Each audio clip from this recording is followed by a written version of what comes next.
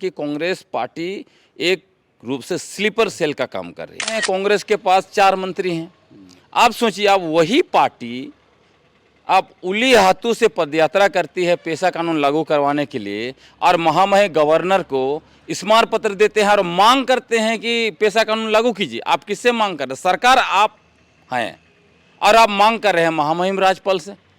ये तो एक तरह से आदिवासियों को बेवकूफ़ बनाना हुआ। ये पूरा कांग्रेस और ये स्लीपर सेल बीजेपी और आरएसएस का, इन्होंने ड्राफ्ट को अपने ऑफिस में दबा कर रखा और पूरा रोड़ा अटका दिया। तब अंत में उन्होंने उन्हीं को जो है कि वापस भेज दिया। ये जो पंचायत राज विभाग है, इसको आबुआ सरकार नहीं चला रही है, बल्कि इसको केंद्र सरकार और आरएसएस का हेडक्वार्टर से ये चल रहा है। नैरेटिव ऐसे गढ़ा गया है आदिवासियों के बारे में, आदिवासी मतलब अनपढ़, गंवार, जंगली, पिछड़ा, नीच वगैरह वगैरह, और इसी नैरेटिव को लिया जाता है। किसी भी तरह से अंट संट नियमावली बनाकर जेपीआरए को लागू करके निकल जाएंगे, लेकिन हम लोगों ने इनका गला पकड़ लिया है, इसी में फंस गए हैं। ये मतलब पेशा कानून इनके लिए गले की हड्डी बन गई है। लेकिन मैं ये भी कहना चाहूँगा माननीय मुख्यमंत्री हेमंत सोरेन जी को, आपने पेशा कानून लागू कर दिया। आपने जो वादा किया है 5वीं अनुसूची को जो है कि लागू करेंगे, उसको लागू कर दिया। लैंड बैंक वापस कर दिया और 32 के खतियान के आधार पर स्थानीय नीति बना दिया। तो आपको अगला 15 से 20 साल तक झारखंड से कोई नहीं हटा सकता। झारखंड में पेशा पी पेशा इसको लेकर कई तरह की बातें, चर्चाएं आपने पहले भी सुनी होगी। हर गांव के चौक चौराहा हो या फिर धुमकुड़िया, इसकी चर्चा जोरों शोर पर है। आदिवासी क्षेत्र सुरक्षा परिषद के अध्यक्ष हमारे साथ हैं ग्लेडसन जी। इनकी संस्था भी एक अब बड़ा आरोप लगा रही है सत्ता में जो शामिल कांग्रेस पार्टी है उस पे, कि कांग्रेस ही नहीं चाहती है कि पेशा या पी पेशा लागू हो। इस आरोप को लगाने के पहले कोई तर्क है? क्या है आपका सोच? देखिए, सबसे पहले तो आपको जोहार और आपके दर्शकों को भी जोहार। देखिए, हम लोग सोच रहे थे कि जब इंडिया गठबंधन की दोनों बड़ी घटक दलें, झारखंड मुक्ति मोर्चा और कांग्रेस पार्टी, चुनाव से पहले इन्होंने कहा, वादा किया कि हमारी सरकार वापस आती है तो पेशा कानून 1996 को लागू करेंगे। उसके बाद हम लोग सोच में पड़ गए, जब सत्ता में वापस आए फिर भी क्यों नहीं लागू कर रहे हैं। और जो पंचायत विभाग है उसके अधिकारी निरंतर यही दलील देते रहे कि जेपीआरए 2001 अनुसूचित क्षेत्रों के लिए संवैधानिक है, यही लागू होना चाहिए। तब अभी लगातार लगभग 3-4 महीना आंदोलन करने के बाद चीज़ें स्पष्ट हो गई। तब हम यह आरोप लगा रहे हैं कि असल में कांग्रेस पार्टी ही नहीं चाहती है कि झारखंड के अनुसूचित क्षेत्रों में पेशा कानून 96 के 23 प्रावधान उपयुक्त नियमावली के द्वारा लागू हो। इसके कारण क्या है? अब देखिए, स्पष्ट दिख रहा है कि इतने दिन से, मतलब विगत 24 वर्षों में पहली बार ऐसा हुआ है कि पेशा कानून को लेकर राज्यव्यापी एक डिस्कोर्स खड़ा हुआ। उसके बावजूद जो इन्होंने नियमावली, प्रस्तावित नियमावली बनाया है, पंचायत विभाग में ही पड़ा हुआ है। जब हम लोग विभागीय मंत्री से मिले, उन्होंने बुलाया था, तब भी हमने कहा कि आप दस्तावेज तो रखिए हमारे पास। वो कहती है अभी हमारे पास नहीं है, अभी तो डिपार्टमेंट में पड़ा हुआ है। और कहीं भी किन्हीं के पास भी नहीं। इवन हम टीएसी मेंबर से मिले, कुछ मंत्रियों से मिले, वो भी कहते हैं हमारे पास दस्तावेज नहीं आया है। पर टीएससी में तो इस बात को लेकर पहले चर्चा हुई थी, और 16 तारीख को भी जो टीएससी होने वाली है उसमें भी संभावित है शायद। नहीं, वो टीएससी 2022 में जो ड्राफ्ट बना था उस पर चर्चा हुई थी, लेकिन अभी लेटेस्ट ड्राफ्ट का हम बात कर रहे हैं। अब इसमें आप देखिए, जैसे हम कह रहे हैं कि कांग्रेस पार्टी एक रूप से स्लीपर सेल का काम कर रही है। क्यों काम कर रही और मैं क्यों बोल रहा हूँ, अब स्पष्ट दिखता है। अब देखिए, जो पेशा दिवस मनाया गया 24 दिसंबर को पंचायत विभाग ने किया, आप देखिए उसमें आबुआ सरकार गायब। उसके बाद 26 जनवरी को हमारी परंपरा हमारा विरासत, जो केंद्र सरकार का परियोजना है, वो लॉन्च हुआ। वहाँ भी विभागीय मंत्री भी गायब, आबुआ सरकार गायब। उसके बाद अभी दिल्ली में 4 अप्रैल को बड़ा कार्यक्रम आयोजित की गई पंचायत विभाग के द्वारा, और वहाँ देखिए केंद्र सरकार के कई मंत्री शामिल हुए, भाजपा नेता शामिल हुए, लेकिन ना विभागीय मंत्री वहाँ दिखी, ना आबुआ सरकार के माननीय मुख्यमंत्री या कोई मंत्री। तो इससे क्या माना जाए? लेकिन भाजपा तो कहती है कि पैसा भी तो अटल जी ने ही लाया, बोले कि हमको चिंता है, आदिवासी मंत्रालय भी हमने बनाया। उनका तर्क अलग है, राष्ट्रपति तक वो लोग पहुंच जाते हैं। लेकिन आप जो कांग्रेस को कह रहे हैं, कांग्रेस के कार्यकारी अध्यक्ष हैं बंधु तिर्की जी, उनके सरकार में मंत्री हैं शिल्पी नेहा तिर्की जी, उन लोगों ने तो पैसा लागू करने के लिए बाकायदा इसी सरकार में अभी पद यात्रा किया, कई जगह सभा को अटेंड किया है, कई जगह बातों को रखा है। तो ये कह देना सिरे से कि कांग्रेस इंटरेस्टेड नहीं है। देखिए, इसीलिए हम कह रहे हैं, आप सोचिए, आप चुनाव में जाते हैं, आप चुनाव में वादा करते हैं कि हम पेशा कानून को लागू करेंगे यदि हमारी सरकार वापस आती है, आपकी सरकार बनती है, आप मंत्री बनते हैं, कांग्रेस के पास 4 मंत्री हैं। आप सोचिए, आप वही पार्टी आप उली हाथों से पदयात्रा करती है पेशा कानून लागू करवाने के लिए, और महामहिम गवर्नर को स्मारक पत्र देते हैं और मांग करते हैं कि पेशा कानून लागू कीजिए। आप किससे मांग कर रहे हैं? सरकार आप हैं और आप मांग कर रहे हैं महामहिम राज्यपाल से। ये तो एक तरह से आदिवासियों को बेवकूफ़ बनाना हुआ। और जो आपने कहा कि ये लोग कार्यक्रम आयोजित कर रहे हैं, मतलब आप सरकार में हैं, लागू आपको करना है, आपके पास विभाग है, तो आपको क्या करना चाहिए? अभी जल्द से जल्द पेशा कानून का प्रारूप जो है कि जनता के पास लाना चाहिए। यदि आप आयोजन कर रहे हैं, गांव-गांव में आप मीटिंग कर रहे हैं, किस पर मीटिंग कर रहे हैं? क्या आपने पेशा कानून का जो नियमावली बना उस प्रारूप पर आप बात कर रहे हैं? उस प्रारूप पर आप बात नहीं कर रहे हैं। आप क्या कह रहे हैं? हमने पेशा कानून के लिए 100 रैलियाँ की, सभा की, हम जेल गए, हम ये किए, और किसके लिए गए? आप कहते हैं कि पंचायत चुनाव हमने पेशा कानून के तहत कराया। मतलब इनको पेशा कानून का अर्थ पंचायत चुनाव इतना ही समझ में आता है, 5वीं अनुसूची समझ में नहीं आता है। इसीलिए देखिए, झारखंड के अनुसूचित क्षेत्रों में यहाँ का प्रशासन और नियंत्रण संविधान के अनुच्छेद 244(1) और 5वीं अनुसूची के तहत होना चाहिए। हो क्या रहा है? संवैधानिक कानून पेशा लागू नहीं है, CNT SPT लागू नहीं है ठीक से, और कौन सा कानून लागू है? असंवैधानिक तरीके से लादे गए झारखंड पंचायत राज अधिनियम 2001 और नगर पालिका अधिनियम 2011।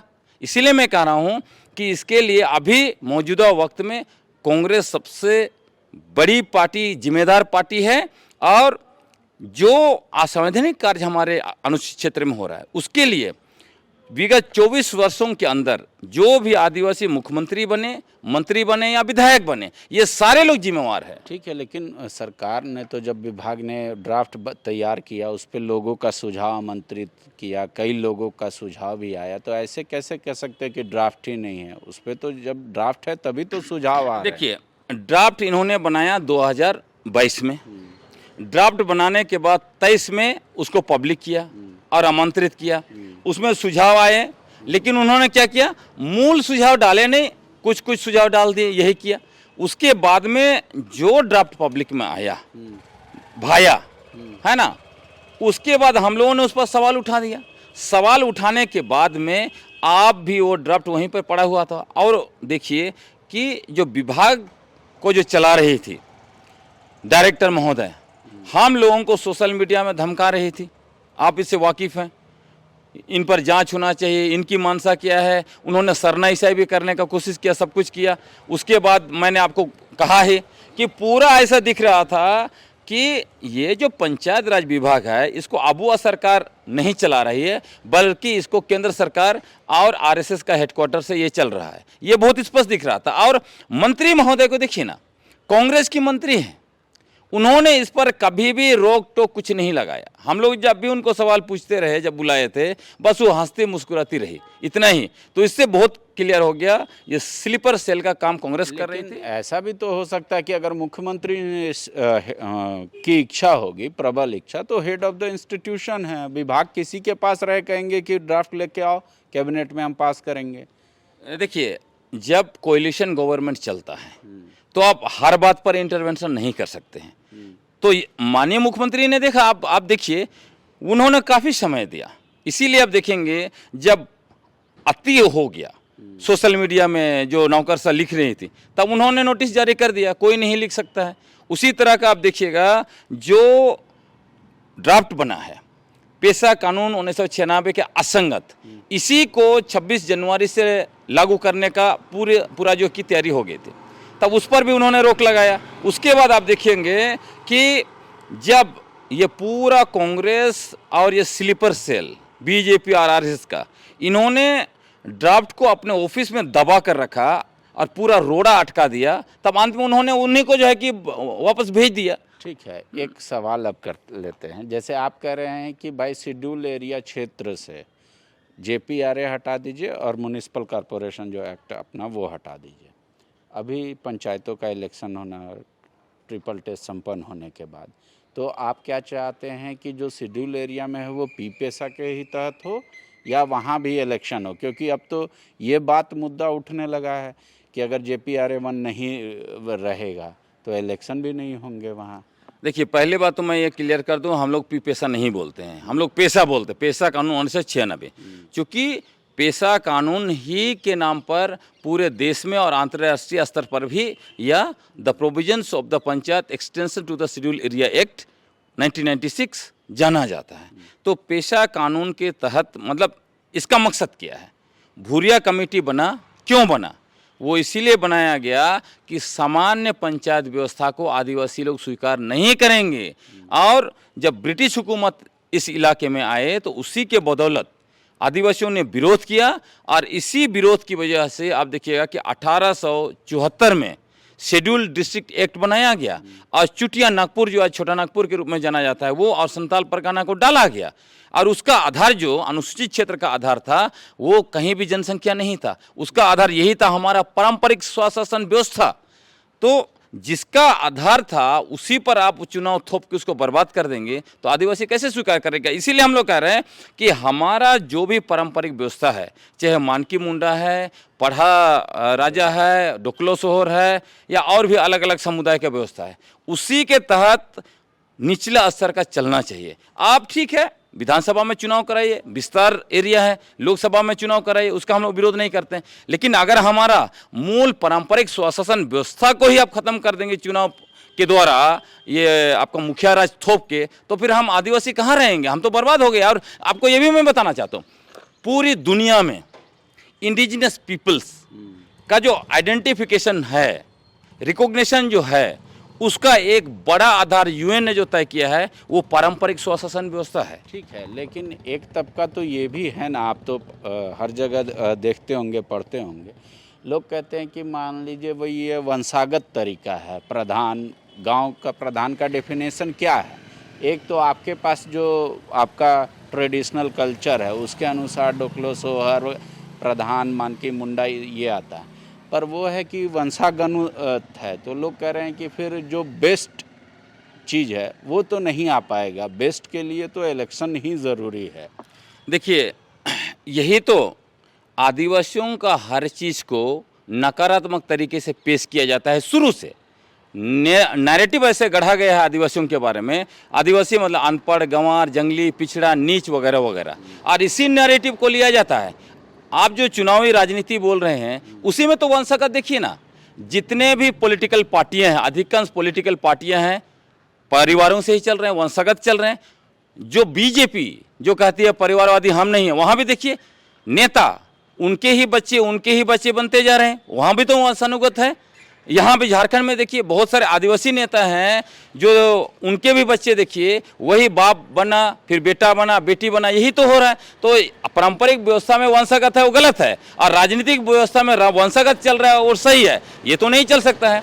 और मैं उन लोगों को भी ये कहना चाहता हूँ, बहुत सारे लोग जैसे सलखन मुर्मू जैसे लोग कहते थे कि ये जो पारंपरिक व्यवस्था जो है ये लोग गलत लोग हैं, हड़िया दारू पीने वाले लोग हैं, ये लोग अशिक्षित हैं, ये लोग इनमें काबिलियत नहीं है। मैं उन लोगों को बताना चाहता हूँ यही पारंपरिक व्यवस्था ने जो है वो ना आर्यों का गुलामी किया, ना मुगलों का जो है कि गुलामी स्वीकार किया, और ना जो है कि ब्रिटिश हुकूमत का। चुनौती किसने दिया? यही आप इतिहास लोगों को पता होना चाहिए। 1855 में सिद्धू कानू, चांद भैरव, फूलो झनो, एक परिवार का लोग निकला और पूरा ऐलान कर दिया, सखुआ का पत्ता भेज के 60,000 संताल एकजुट हुए और घोषणा कर दिया कि ये इलाके हमारे हैं, यहाँ पे ब्रिटिश का हुकूमत नहीं चलेगा। तो उसी के बदौलत इतना बड़ा चुनौती दिया और वहाँ से धरती आबा बिरसा मुंडा तक आता है। आप उस व्यवस्था को कैसे गलत बोलेंगे? इसलिए मैं कहता हूँ, जो व्यक्ति अपने पूर्वजों का आदर नहीं कर सकता, अपने बुजुर्गों का आदर सम्मान नहीं कर सकता, वो आगे बढ़ भी नहीं सकता है। इसलिए हमारा पारंपरिक व्यवस्था को सम्मान देना चाहिए और अवसर दीजिए ना, एक बार अवसर दे के देखिए, उसके बाद देखिए क्या हो जाता है। अभी कई जगह ऐसा उदाहरण भी आया कि जो मान लीजिए प्रधान के पुत्र हैं या जो भी उनके उत्तराधिकारी वो इच्छुक नहीं थे बनने को, तो वहाँ पे आप लोगों ने क्या तरीका अपनाया? वहाँ कैसे हुआ वहाँ पे प्रधान? देखिए, वहाँ पे गांव वाले लोग खुद बैठे, एक एक ग्राम सभा का अपना एरिया है, वो बैठे, उन्होंने चयन करके नए व्यक्ति को लाया। उसी तरह आप देखेंगे कई जगह जो पारंपरिक व्यवस्था में महिलाएं नहीं थी, गांव वालों ने महिलाओं को बैठाया। जैसे आप देखिए दसम फॉल चले जाइए, वहाँ महिला पढ़ा राजा है। तो मेरा कहना है कि आप मतलब चेंजेस आप एडॉप्ट कर रहे हैं। बिल्कुल चेंज एडॉप्ट करें। और मैं आपको बताना चाहता हूँ, हम हर जगह पे जाके कह रहे हैं, हम लोग तो यह कह रहे हैं कि हमारे पारंपरिक व्यवस्था में महिलाओं को जगह नहीं था। अभी ऐसा होना चाहिए कि 50% हम लोग को देना चाहिए। ग्राम प्रधान आदिवासी महिला हो, पढ़ा राजा हो, हर कोई हो, और हमारे बड़े बड़े पारंपरिक लीडर वो लोग खुद स्वीकार कर रहे हैं, बिल्कुल परिवर्तन होना चाहिए। ठीक है, झारखंड का 13 जिला 11 जिला का मसला आ जाता है, उसमें कई अधिकारी जो हैं, जो सरकार का राजस्व देखते हैं, वो कह रहे हैं अगर पैसा लागू हो गया तो सरकार को एक राजस्व में घाटा हो सकता है, क्योंकि वो फिर आपके हाथ में आ जाएगा, ग्राम सभा के पास पावर हो जाए, तो सरकार फिर इतना इच्छुक क्यों देखेगी पैसा को लागू करने के लिए? वो मूल बात यही है, हम तो लगातार कहते रहे हैं कि पेशा कानून को इसीलिए नहीं लागू किया जा रहा है क्योंकि इसमें पूरा वेस्टेड इंटरेस्ट ग्रुप शामिल है। इसमें आप देखिएगा शराब माफिया, बालू माफिया, खनन माफिया, जंगल माफिया, जमीन माफिया, और सरकार भी उसी का हिस्सा है।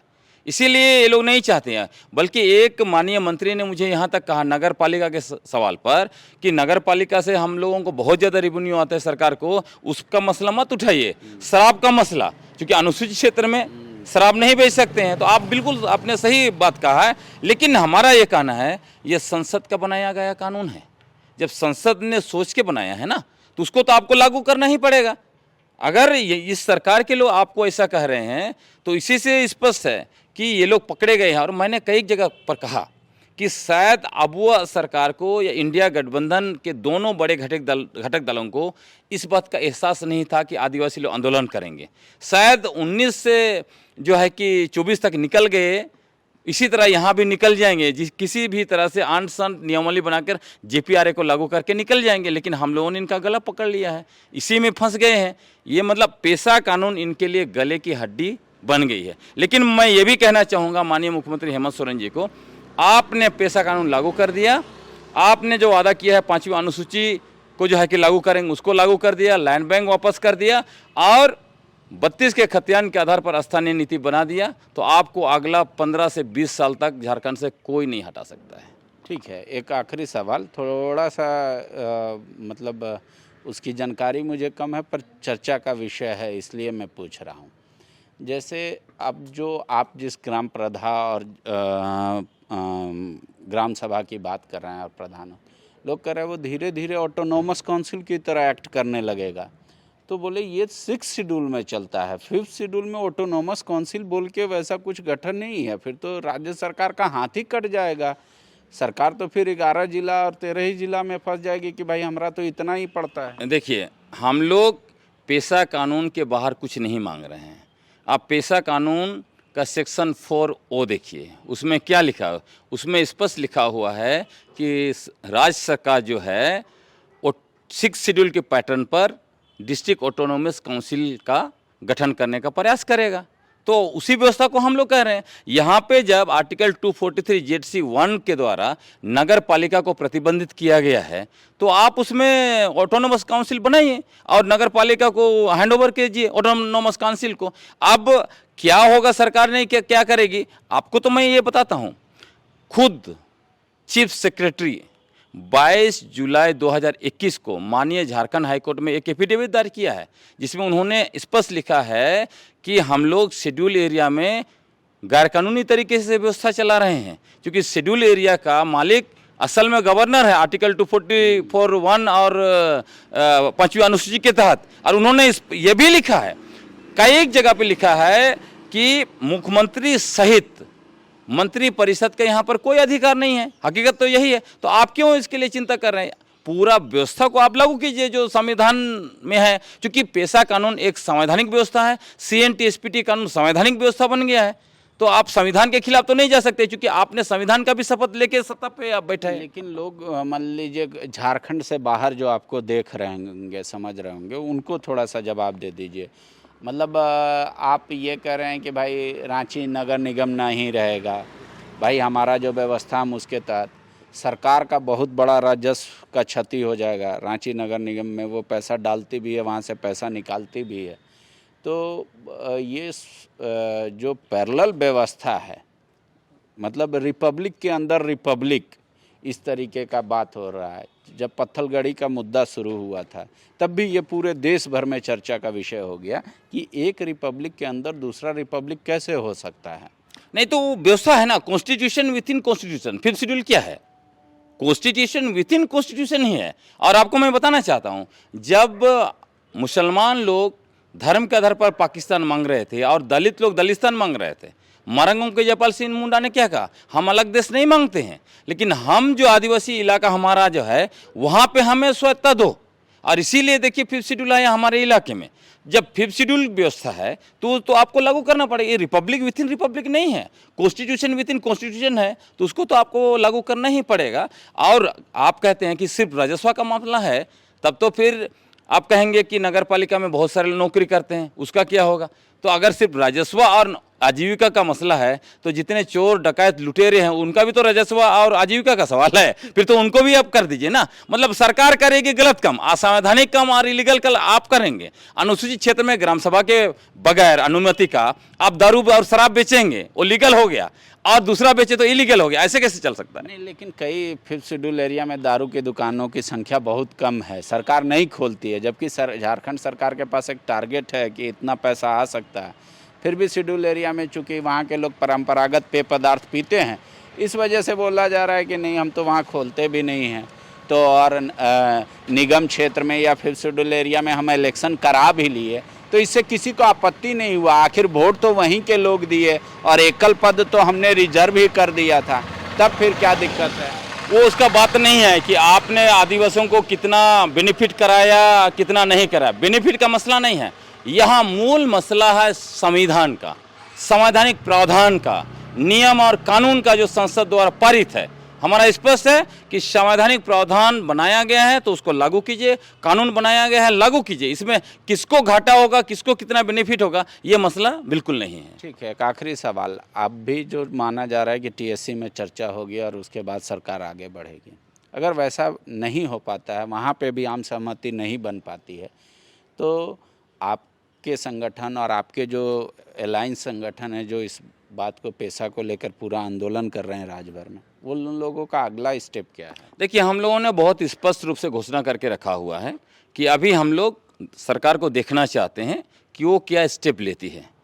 हमारा बहुत स्पष्ट मत है कि इंडिया गठबंधन के दोनों घटक दलों ने वादा किया था कि हम पेशा कानून 1996 को लागू करेंगे।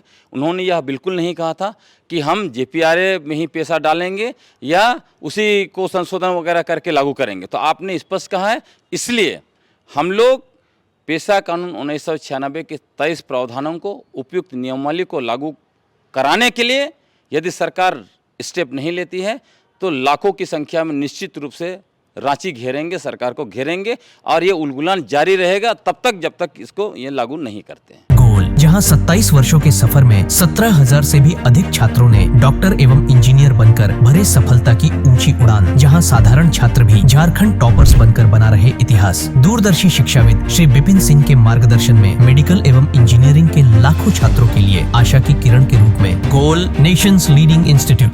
बायोम सिर्फ मेडिकल प्रिपरेशन का संस्थान। बायोम से लगातार दूसरी बार नीट UG में 700 मार्क्स पार। 10th पास स्टूडेंट्स के लिए फाउंडेशन कोर्स, 11th पास स्टूडेंट्स के लिए फ्रेशर कोर्स और 12th पास स्टूडेंट्स के लिए टारगेट कोर्स 17 अप्रैल से शुरू हो रहे हैं। कॉल 7360066190 और visit Biome, circular road near women's college and Hinoo, Ranchi. The follow-up.in. Like, share, and subscribe. www.thefollowup.in